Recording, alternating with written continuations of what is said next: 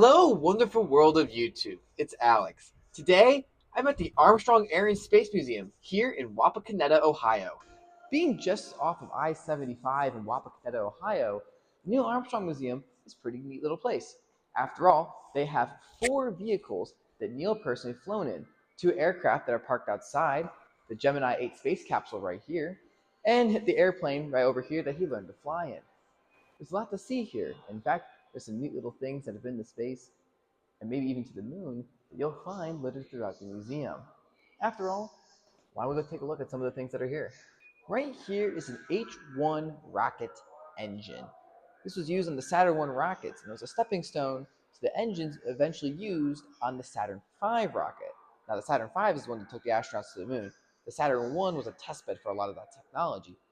This one here has an interesting story. This particular one was used in a test in a laboratory, and it malfunctioned. However, it was a bit of a neat little thing. They learned some interesting things about the cooling system because of its malfunction, and it eventually wound up here in the museum. As I said earlier, you can find a lot of examples of things used in the Apollo program or relating to Neil Armstrong throughout the museum. In this room I'm in currently, you can see examples of the food they used to eat in space, the tools they used to fix the aircraft or conduct experiments, flight suits, and this cool artifact here. If you can't see it, it's okay. This piece here is a part of the Wright brothers flyer that first flew in 1903. They took it to the moon as a symbolic link from the first flight on Earth to the first landing on the moon.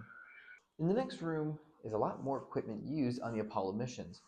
Television cameras here, that 3 different kinds that show off exactly how we went to the moon and documented it.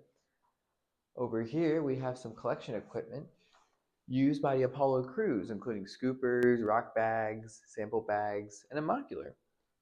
Lastly, of course, is the coolest thing in this room, if you ask me, a moon rock, a real moon rock that came back from the Earth on Apollo 11.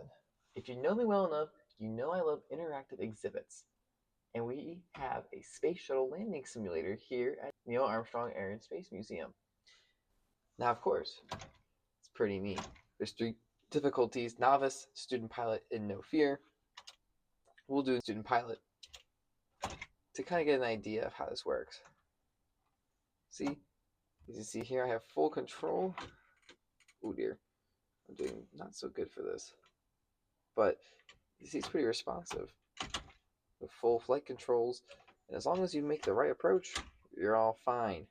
The last thing I wanted to show off here today is the Space Coca-Cola and the Space Pepsi.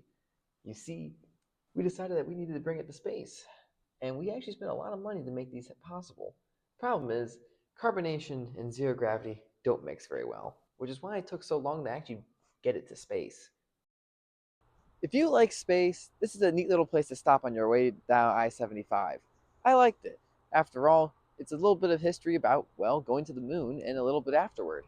I think it's neat. And if you're looking for something to do on a snowy day like today, it's a good place to do it. It's pretty warm in there.